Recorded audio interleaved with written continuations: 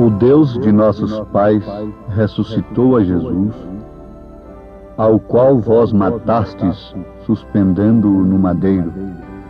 Deus, com a sua destra, o elevou a príncipe e salvador, para dar a Israel o arrependimento e remissão dos pecados.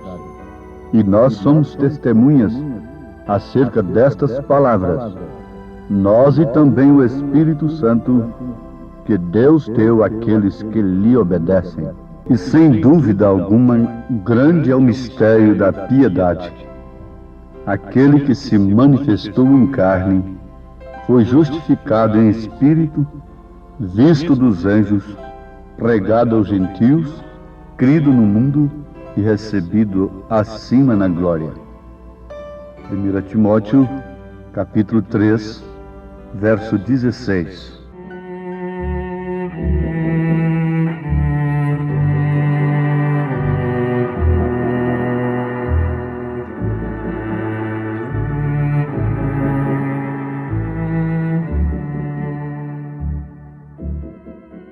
Temos aqui, ouvintes amados, São Paulo falando sobre o grande mistério da piedade. Que mistério é este? Isso se refere claramente ao mistério da unicidade de Deus. É Deus sendo Pai, Filho e Espírito Santo. Jesus Cristo sendo o próprio Deus encarnado, sendo Filho com um nome maravilhoso, sendo Príncipe da Paz e sendo também Pai da eternidade, sendo o primeiro e o último. Sem dúvida alguma, grande é o mistério da piedade.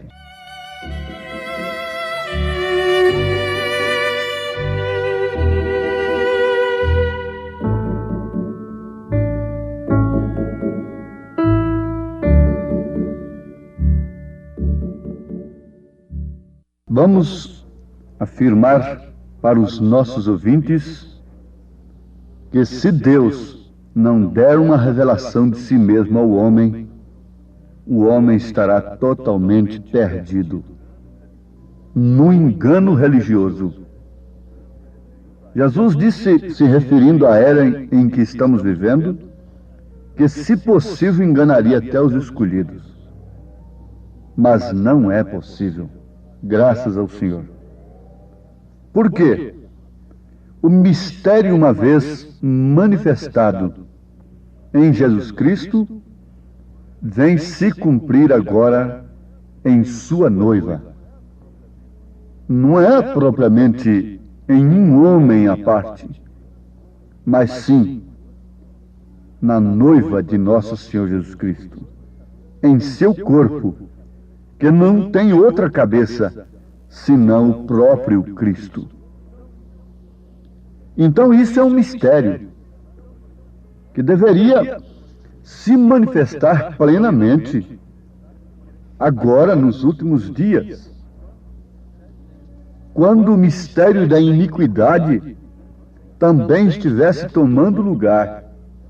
Porque você sabe que o mistério das três pessoas distintas é de fato um mistério, mas mistério da iniquidade. O mistério da piedade é Deus manifestado em carne. Acabamos de citar isto nas Escrituras. Paulo está explicando isto claramente. Isto quer dizer, o Filho unigênito estava no seio do Pai, este o fez conhecer. Quando Salomão orou consagrando o templo, vocês vão notar ali em 2 Reis, que ele disse que Deus não podia, de maneira alguma, estar preso somente ali dentro daquele templo, porque ele enche os céus e a terra, mas Deus se manifestaria naquele templo, que apontava diretamente para o corpo de Jesus Cristo. Então Jesus Cristo é Senhor. Por quê? Porque o Pai está nele, fazendo as obras, manifestando. E isto é muito bom, isso é um passo necessário na vida cristã. Você ter a revelação disto, para sair do mistério da iniquidade que está marcando os homens em suas testas, em suas mentes. Mas não é tudo. Esse mistério vem a se cumprir no corpo de Jesus, que é sua igreja eleita, sua noiva eleita. Vamos repetir o que vale a pena ser repetido. Não particularmente em um homem, mas sim em todo o corpo do Senhor, em todos os eleitos. Paulo, escrevendo sua segunda carta aos Coríntios, capítulo 4, ele diz, a partir do verso 10, trazendo sempre por toda parte a mortificação do Senhor Jesus no nosso corpo, para que a vida de Jesus se manifeste também em nossos corpos. E assim nós, que vivemos, estamos sempre entregues à morte por amor de Jesus, para que a vida de Jesus se manifeste também em nossa carne mortal. Amados, isto aqui vem trazer a igreja ao verdadeiro novo nascimento.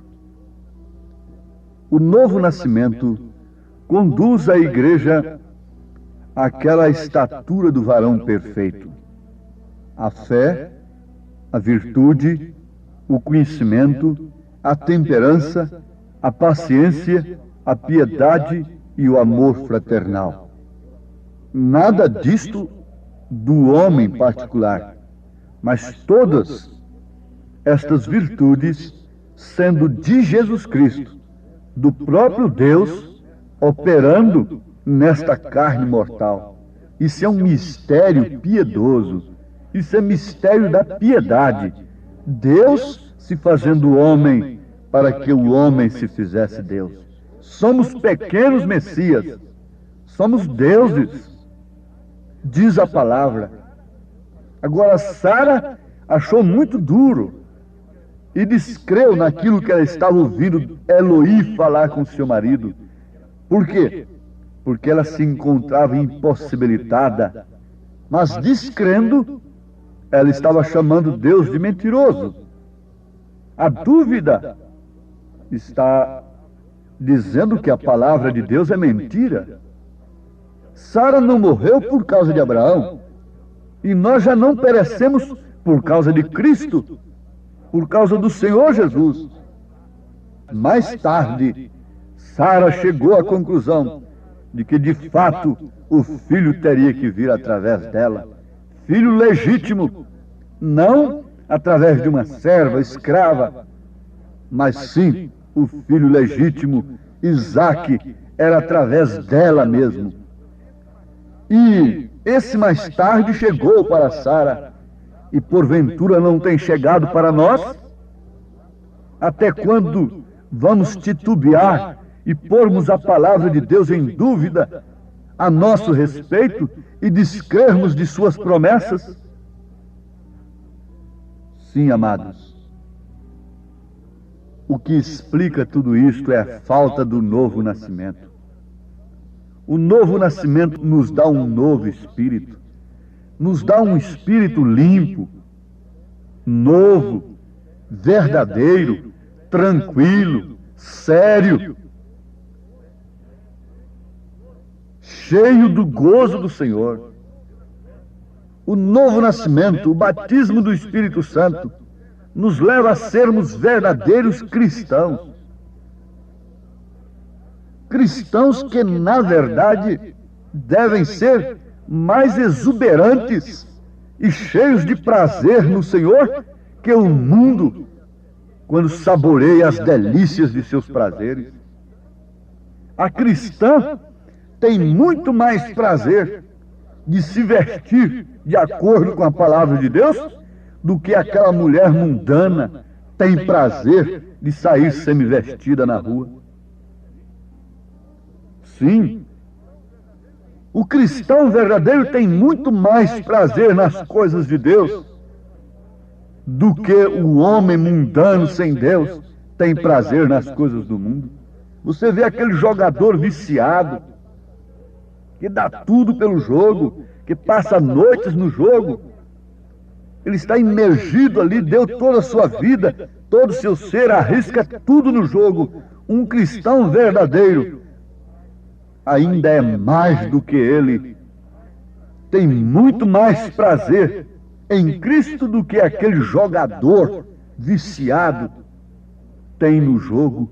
Um cristão verdadeiro tem muito mais prazer em Cristo, na sua palavra, do que o bêbado tem prazer no álcool.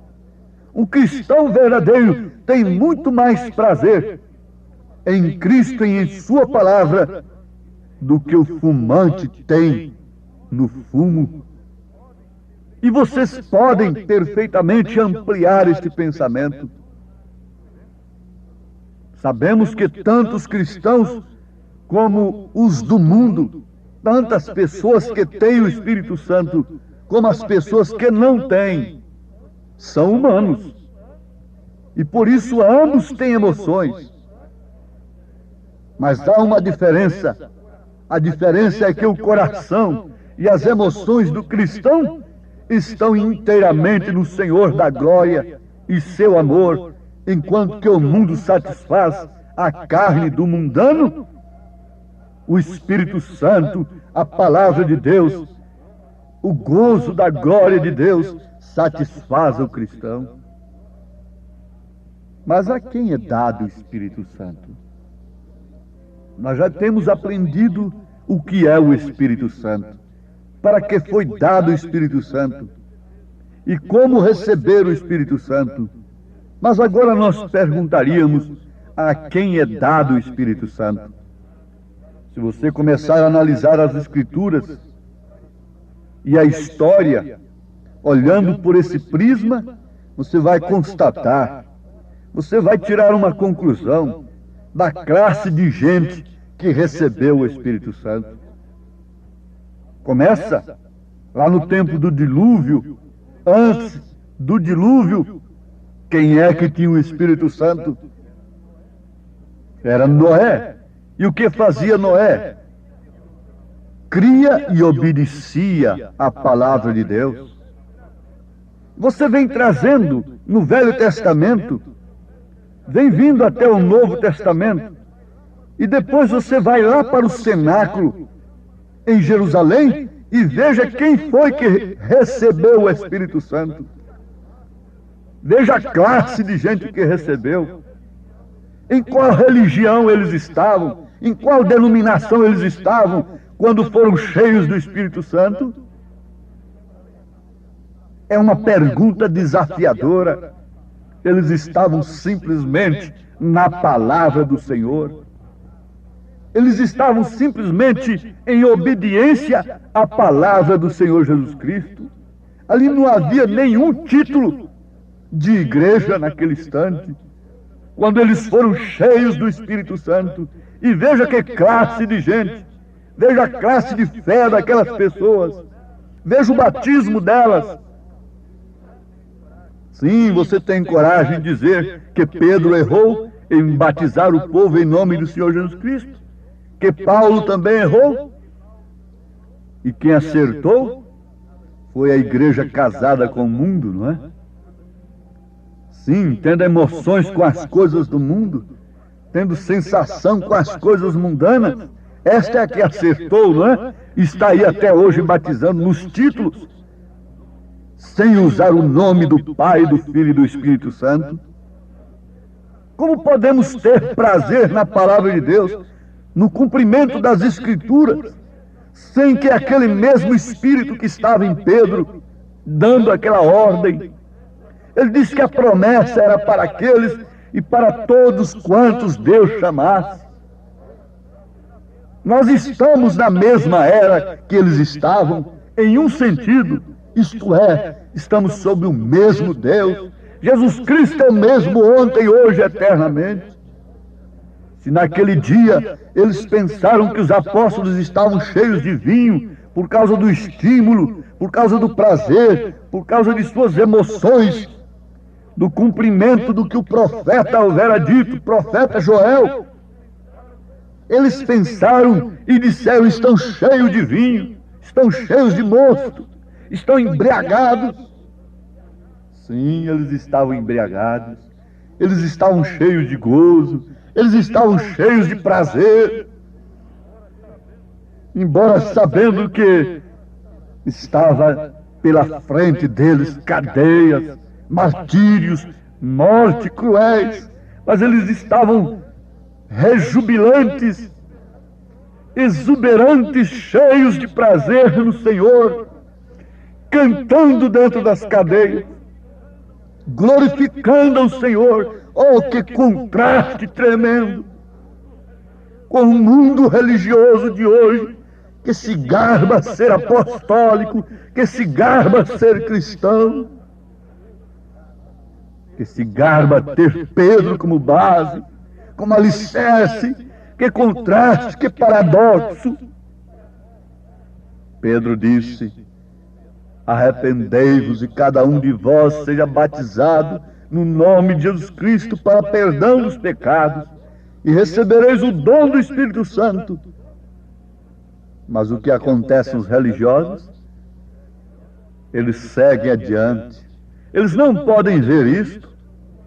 Se eles o vissem por meio do Espírito, então eles saberiam que para receber o Espírito Santo necessitam de se arrepender em primeiro lugar e serem batizados no nome do Senhor Jesus Cristo. E então Deus estaria obrigado a cumprir a sua palavra, enchendo-os com o Espírito Santo. Mas tem uma coisa: estes incrédulos nunca entram no Espírito de Deus, porque se o fizessem, sucederia justamente com eles exatamente como diz a palavra.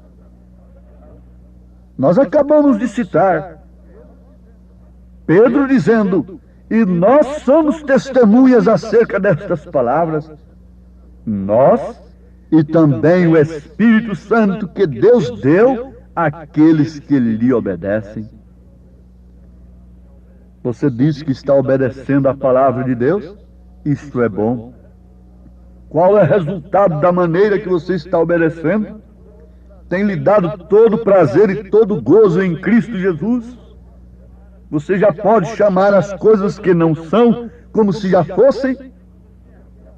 Você tem aquela fé que é o firme fundamento das coisas que se esperam, a prova das coisas que não se veem? Ou somos crentes naturais, que só enxergam pelos olhos naturais e querem receber recompensas de Deus somente aqui na terra, e tendo o crescimento material da organização como bênção de Deus? Que engano, que cegueira! Justamente na era em que a igreja seria rica, abastada, é que Deus a chamou de pobre, miserável, cega e nua. Apocalipse 3, versículo 17. Justamente quando ela estivesse rica. Que Deus abençoe a você individualmente. Você é a igreja de Jesus Cristo. Você chega a ser a revelação, a manifestação do mistério da piedade. Deus em carne, Deus andando em dois pés. Esse é o mistério de Deus na sua igreja, não propriamente em um homem à parte, mas nos seus eleitos, em seus filhos, em todos quantos Deus chamou e deu-lhes o Espírito Santo. Em nome de Jesus, recebam convicção disto. Amém.